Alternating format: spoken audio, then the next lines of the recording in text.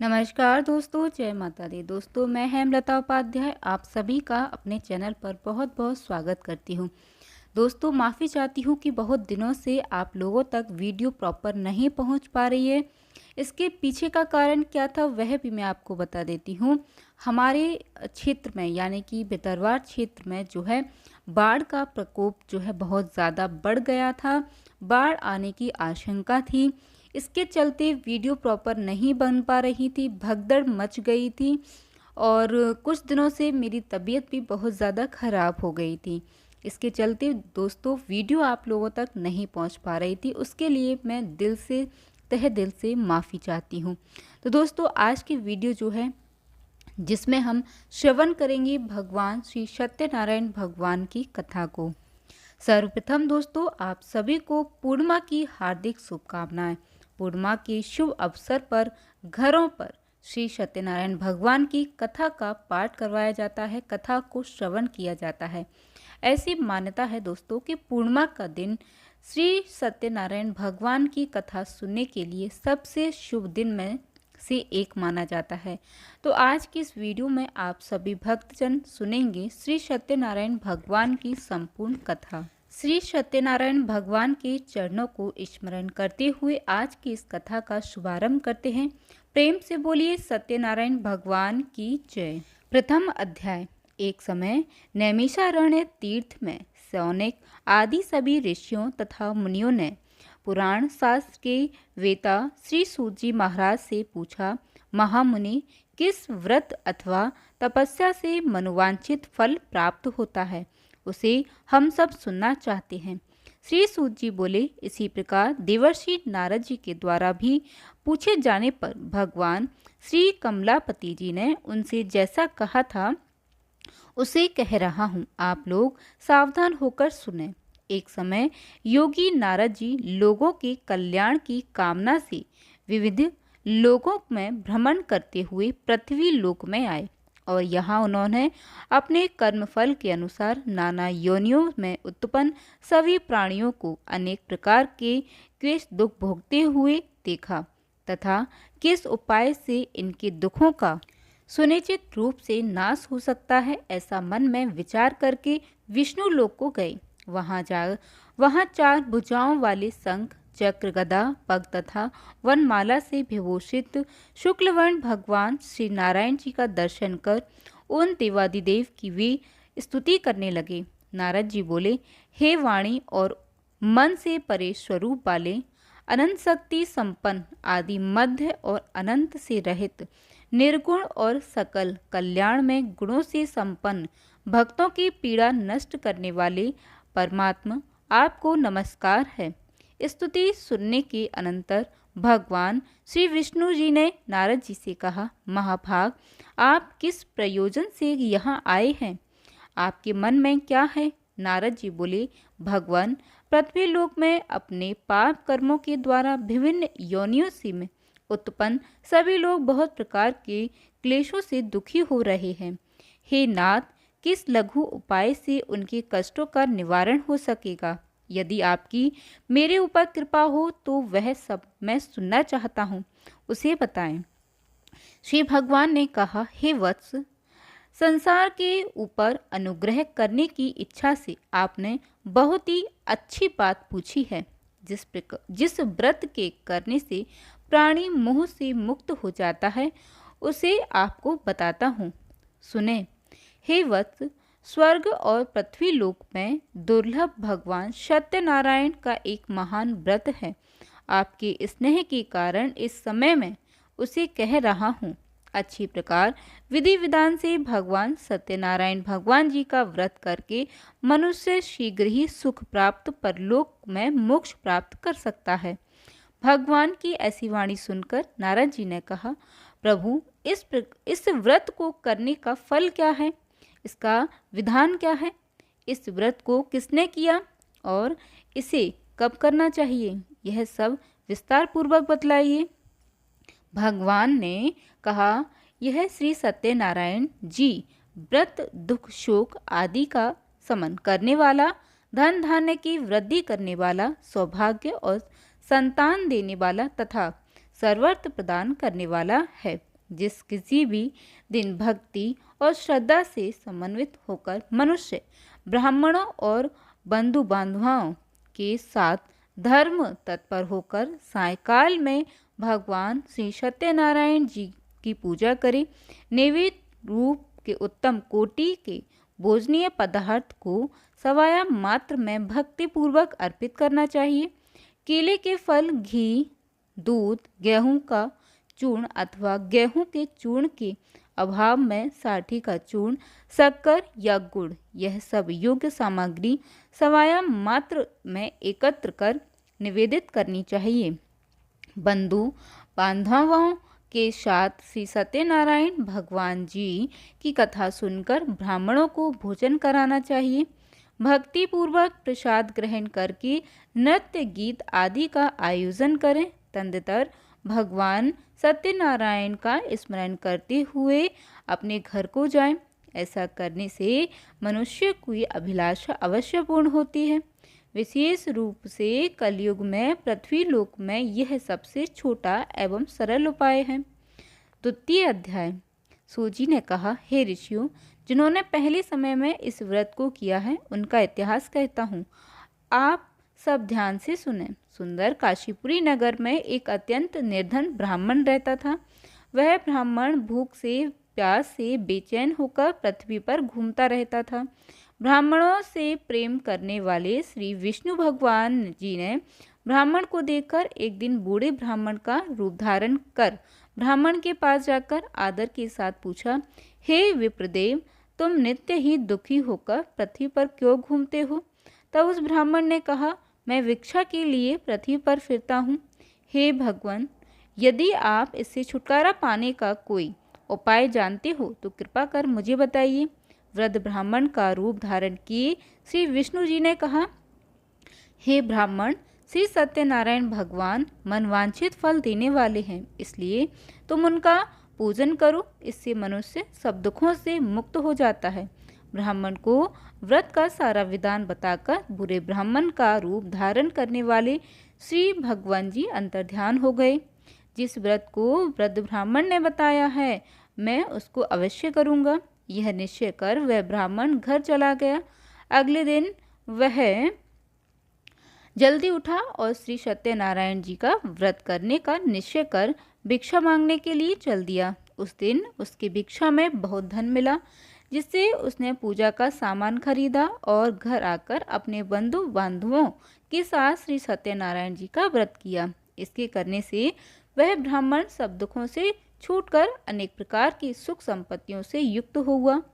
तभी से वह विप्र हर मास व्रत करने लगा। इसी प्रकार सत्यनारायण जी के व्रत को जो शास्त्र विधि के अनुसार करेगा, वह सब पापों से छूटकर मोक्ष को प्राप्त होगा। आगे भी जो मनुष्य पृथ्वी पर श्री सत्यनारायण जी का व्रत करेगा, वह सब दुखों से छूट जाएगा। इस तरह नारद जी से सत्यनारायण भगवान का कहा हुआ व्रत मैंने आपसे कहा।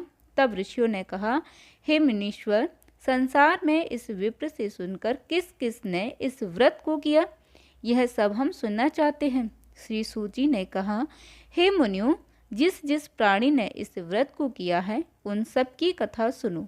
एक समय वह ब्राह्मण धन और ऐश्वर्य के अनुसार बंधु बांधवों के साथ व्रत पूजन कर रहा था कि उसी समय एक लकड़हारा आया।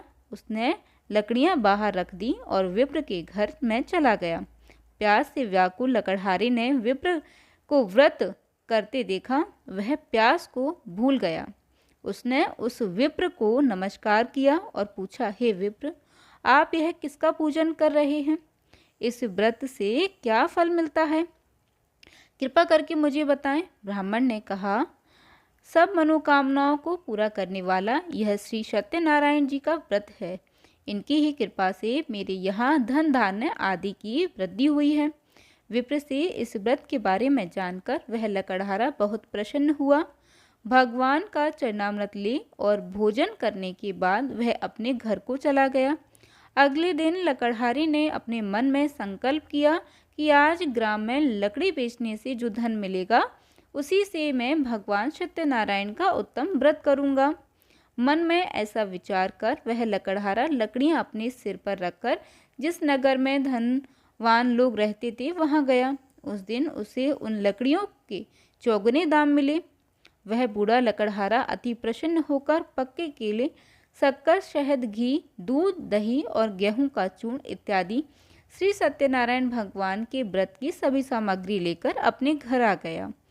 फिर उसने अपने बंधु बांधवों को बुलाकर विधि विधान के साथ भगवान का पूजन और व्रत किया। उस व्रत के प्रभाव से वह बूढ़ा लकड़हारा धन, पुत्र आदि से युक्त हुआ और संसार के समस्त सुख भोग कर बैकुंठ को चला गया। तृतीय अध्याय। श्री सूत जी ने कहा, हे श्रेष्ठ मुनियों, अब मैं एक और कथा कहता हूँ। पूर्व काल में उल्लाकमुख नाम का एक बुद्धिमान राजा था। वह सत्यवक्ता और जितेंद्रिय था। प्रतिदिन देवस्थानों पर जाता था, गरीबों को धन देकर उनके कष्ट दूर करता था। उसकी पत्नी सुंदर और सती साध्वी थी। भद्रशिला नदी के तट पर उन दोनों ने श्री सत्यनारायण भगवान जी का व्रत किया। साधु नामक एक वैश्य राजा को व्रत करते देख उनसे पूछने लगा, हे राजन, भक्ति युक्त चित्त से यह आप क्या कर रहे हैं? मेरी सुनने की इच्छा है। तब महाराज उल्लाकमुख ने कहा, हे साधु वैश्य, मैं अपने बंधु बांधवों के साथ संतान की प्राप्ति के लिए महाशक्तिमान सत्यनारायण भगवान जी का व्रत व पूजन कर रहा हूँ। उसने कहा, हे राजन, मुझे भी इसका सब विधान बताइए। मैं भी आपके कथा अनुसार इस व्रत को करूँगा। मुझे कोई संतान नहीं है। विश्वास है कि इससे निश्चय ही मेरे यहाँ भी संतान होगी। राजा से सब विधान सुन व्यापार ने निवृत्त हो वह वैश्य खुशी खुशी अपने घर आ गया। वैश्य ने अपनी पत्नी लीलावती से संतान देने वाले इस व्रत का समाचार सुनाया और प्रण किया कि जब यहाँ संतान होगी तब मैं इस व्रत को करूँगा। एक दिन उसकी पत्नी लीलावती सांसारिक धर्म में प्रवृत्त होकर गर्भवती हो गई। उसने एक सुंदर कन्या को जन्म दिया। कन्या का नाम कलावती रखा गया। इसके बाद लीलावती ने अपने पति को स्मरण दिलाया कि आपने जो भगवान का व्रत करने का संकल्प किया था, अब आप उसे पूरा कीजिए। साधु वैश्य ने कहा, हे प्रिय, मैं कन्या के विवाह पर इस व्रत को करूँगा। इस प्रकार अपनी पत्नी को आश्वासन दे वह व्यापार करने चला गया। काफ़ी दिनों पश्चात वह लौटा तो उसने नगर में सखियों के साथ अपनी पुत्री को खेलते देखा। वैश्य ने तत्काल कलावती के लिए एक सुयोग्य वर की तलाश की। कंचन नगर के एक सुयोग्य वणिक पुत्र से अपने वधु बांधवों सहित प्रसन्नचित्त होकर अपनी पुत्री का विवाह उसके साथ कर दिया। वैश्य विवाह के समय भी सत्यनारायण भगवान का व्रत करना भूल गया। इस पर भी सत्यनारायण भगवान की लीला हुई। अपने कार्य में कुशल साधु नामक वैश्य अपने जामाता सहित नाव को लेकर व्यापार करने के लिए समुद्र के समीप स्थित रत्नसारपुर नगर में गया। दोनों ससुर जमाई राजा चंद्रकेतु के नगर में व्यापार करने लगे। एक दिन भगवान सत्यनारायण की माया से प्रेरित एक चोर राजा का धन चुराकर भागा जा रहा था। राजा के दूतों को अपने पीछे आते देखकर चोर ने घबराकर राजा के धन को उनकी नाव में रखकर भगा दिया। जहाँ ससुर जमाई थे, जब राजा के धन को उनकी नाव में रखा देखा तो पकड़कर राजा के समीप जाकर बोले, हम ये दो चोर पकड़ कर लाए हैं, आप आज्ञा दें। राजा ने कारागार में डालने की आज्ञा दे दी। इस प्रकार राजा की आज्ञा से उनको कठिन कारावास में डाल दिया गया था तथा उनका धन भी ले लिया। सत्यनारायण भगवान जी की लीला के अनुसार साधु वैश्य की पत्नी लीलावती व पुत्री कलावती भी घर पर बहुत दुखी हुई। उनके घर में रखा धन चोर ले गए। एक दिन शारीरिक व मानसिक पीड़ा तथा भूख प्यास से अति दुखित हो भोजन की चिंता में कलावती एक ब्राह्मण के घर गई। उसने श्री सत्यनारायण भगवान का व्रत होते देखा। उसने कथा सुनी तथा प्रसाद ग्रहण कर रात माता ने कलावती से पूछा, हे पुत्री, तू अब तक कहाँ रही व तेरे मन में क्या है? कलावती बोली, हे माता, मैंने श्री सत्यनारायण भगवान का व्रत होते देखा है। तब कलावती के वचन सुनकर लीलावती ने सत्यनारायण भगवान जी के पूजन की तैयारी की। उसने परिवार व बंधुओं सहित श्री सत्यनारायण भगवान जी का पूजन व व्रत किया और वर मांगा कि मेरे पति और दामाद शीघ्र ही घर लौट आए। साथ ही प्रार्थना की कि हम सबका अपराध क्षमा करो। श्री सत्यनारायण भगवान जी इस व्रत से संतुष्ट हो गए। उन्होंने राजा चंद्रकेतु को स्वप्न के में दर्शन देकर कहा, हे राजन, जिन दोनों वैश्यों को तुमने बंदी बना रखा है वे निर्दोष हैं, उन्हें प्रातः ही छोड़ देना। राजा वचन सुनकर भगवान अंतर्ध्यान हो गए। प्रातःकाल राजा चंद्रकेतु ने सभा में सबको अपना स्वप्न सुनाया और सैनिकों को आज्ञा दी कि दोनों वणिकों पुत्रों के कैद से मुक्त कर सभा में लाया जाए। दोनों ने आते ही राजा को प्रणाम किया। राजा ने उनसे कहा, हे महानुभावों, तुम्हें भाविवश ऐसा कठिन दुख प्राप्त हुआ है। अब तुम्हें कोई भय नहीं है, तुम मुक्त हो। ऐसा कहकर राजा ने उनको नए नए वस्त्र आभूषण दिए तथा उनका जितना धन लिया था उसने लौटा दिया। दोनों वैश्य अपने घर को चल दिए। चतुर्थ अध्याय। श्री सूत जी ने कहा, वैश्य और उसकी जमाई ने मंगलाचार करके यात्रा आरंभ की और अपने नगर की ओर चल पड़े। उनके थोड़ी दूर आगे बढ़ने पर दंडी वेशधारी श्री भगवान जी ने उनसे पूछा, हे वैश्य, तेरी नाव में क्या है? अभिमानी वणिक हंसता हुआ बोला, हे दंडी, आप क्यों पूछते हैं? क्या धन लेने की इच्छा है? मेरी नाव में तो बैल और पत्ते भरे हैं। वैश्य का कठोर वचन सुनकर दंडी रूप में भगवान जी ने कहा, तुम्हारा वचन सत्य हो। ऐसा कहकर वे वहां से कुछ दूर जाकर समुद्र के किनारे बैठ गए। दंडी महाराज के जाने के पश्चात वैश्य ने नित्य क्रिया से निवृत्त होने के बाद नाव को ऊंची उठी देखकर अचंभा किया तथा नाव में बैल पत्ते आदि देखकर मूर्छित हो जमीन पर गिर पड़ा। होश आने पर अत्यंत शोक प्रकट करने लगा। तब उसके जमानत ने कहा, आप शोक न करें, यह दंडी महाराज का श्राप है, अतः उनकी शरण में ही चलना चाहिए, तब हमारी मनोकामना पूरी होगी। जामाता के वचन सुनकर दंडी महाराज के पास पहुंचा और भक्ति भाव से प्रणाम करके बोला, मैंने जो आपसे असत्य वचन कहे थे उसके लिए मुझे क्षमा करें। ऐसा कहकर वैश्य रोने लगा। तब दंडी भगवान बोले, हे वणिक पुत्र, मेरी आज्ञा से तुझे बार बार दुख प्राप्त हुआ है, तू मेरी पूजा से विमुख हुआ। तब उसने कहा, हे भगवान, आपकी माया से ब्रह्म आदि देवता भी आपके रूप को नहीं जान पाते, तब मैं अज्ञानी भला कैसे जान सकता हूँ? आप प्रसन्न होइए, मैं अपनी सामर्थ्य के अनुसार आपकी पूजा करूँगा। मेरी रक्षा कीजिए और पहले के समान मेरी नौका के धन से भर दीजिए। उसके भक्तियुक्त वचन सुनकर भगवान प्रसन्न हो गए, उसकी इच्छानुसार वर देकर अंतर्ध्यान हो गए। तब ससुर व जमाता दोनों ने नाव पर आकर देखा कि नाव धन से परिपूर्ण है। फिर वह भगवान सत्यनारायण का पूजन कर जमाता सहित अपने नगर को चला। जब वह अपने नगर के निकट पहुंचा तब उसने एक दूत को अपने घर भेजा। दूत ने वैश्य के घर जाकर उसकी पत्नी को नमस्कार किया और कहा, आपके पति और दामाद सहित इस नगर के समीप आ गए हैं। लीलावती और उसकी कन्या कलावती उस समय भगवान का पूजन कर रही थी। दूत का वचन सुनकर साधु की पत्नी ने बड़े हर्ष के साथ सत्यदेव पूजन पूर्ण किया और अपनी पुत्री से कहा, मैं अपने पति के दर्शन को जाती हूँ, तू भी कार्य पूर्ण कर शीघ्र आना। परंतु कलावती पूजन व प्रसाद छोड़कर अपने पति के दर्शन के लिए चली गई, परंतु उसका पति का दर्शन प्राप्त नहीं हुआ।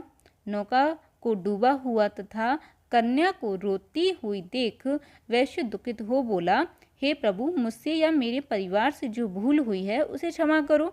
उसके दीन वचन सुनकर सत्यदेव भगवान प्रसन्न हो गए। आकाशवाणी हुई, हे वैश्य, तेरी कन्या प्रसाद छोड़कर आई है, इसका पति अदृश्य हुआ है। यदि वह घर जाकर प्रसाद खाकर लौटे तो इसका पति अवश्य मिलेगा। आकाशवाणी सुनकर कलावती ने घर पहुंचकर पूजन कर प्रसाद खाया और फिर आकर अपने पति के दर्शन किए। तत्पश्चात वैश्य ने वही बंधु बांधवों सहित सत्यदेव का विधिवत पूर्वक पूजन किया। वह इस लोक का सुख भोग कर अंत में स्वर्गलोक को गया। पंचम अध्याय। श्री सूची ने आगे कहा, हे ऋषियों, मैं एक और भी कथा कहता हूँ। प्रजापालन में लीन तुंगध्वज नाम का एक राजा था। उसने भगवान सत्यदेव का प्रसाद त्याग कर बहुत दुख पाया। एक समय राजा वन में वन्य पशुओं को मारकर बड़ के वृक्ष के नीचे आया। वहां उसने ग्वालों को भक्ति भाव से बंधु बांधवों सहित श्री सत्यनारायण जी का व्रत पूजन करते देखा, परंतु राजा देखकर भी अभिमानवश तो वहां गया और ना ही सत्यदेव भगवान को नमस्कार किया। जब ग्वालों ने भगवान जी का प्रसाद उनके सामने रखा तो वह प्रसाद त्याग कर अपने नगर को चला गया। नगर में पहुंचकर उसने देखा कि उसका सब कुछ नष्ट हो गया। वह समझ गया कि यह सब भगवान सत्यदेव ने ही किया है। तब वह उसी स्थान पर वापस आया और ग्वालों के समीप गया और विधि पूर्वक पूजन कर प्रसाद खाया।